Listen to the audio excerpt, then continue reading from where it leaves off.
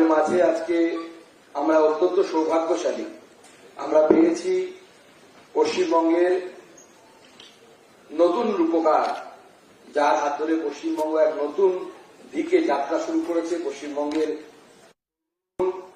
মুখ্য এবং যিনি বাংলাকে মাননীয় প্রধানমন্ত্রী নরেন্দ্র মোদী যে দিশা দেখিয়েছে সেই দিকে নিয়ে যাচ্ছেন, আমাদের সকলের প্রিয় শ্রদ্ধেয় শ্রী শুভেন্দু অধিকারী মহাশয়।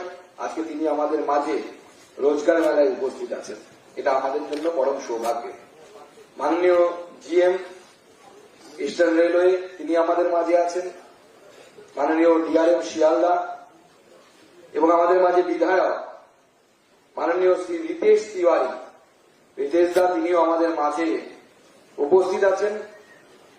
এবং রিতেশ দা খুব পরিচিত মুখ এই এলাকা শুধু নয়, গোটা পশ্চিমবঙ্গের অন্যতম পরিচিত একজন রাজনৈতিক ব্যক্তিত্ব টিভি মিডিয়া দৌলতে, এবং অন্যান্য রেলের আধিকারিক যারা এখানে উপস্থিত আছেন, এবং সব থেকে গুরুত্বপূর্ণ যারা নতুন চাকরি পেয়েছেন, আজকে নতুন কর্মজীবনে যারা আজকে প্রবেশ করছেন, তাদের সকলকে প্রথমে আমার তরফ থেকে অনেক অনেক অভিনন্দন, অনেক অনেক শুভেচ্ছা।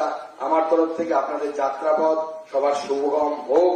এবং আমাদের এখানে যারা হয়তো সবাই বাংলা বোঝেন না, আমি জানি না এর মধ্যে অন্যান্য স্টেটেরও কারা আছেন যারা চাকরি পেয়েছেন, তো from my and I would like to heartily congratulate all of you because it is the new beginning of your life.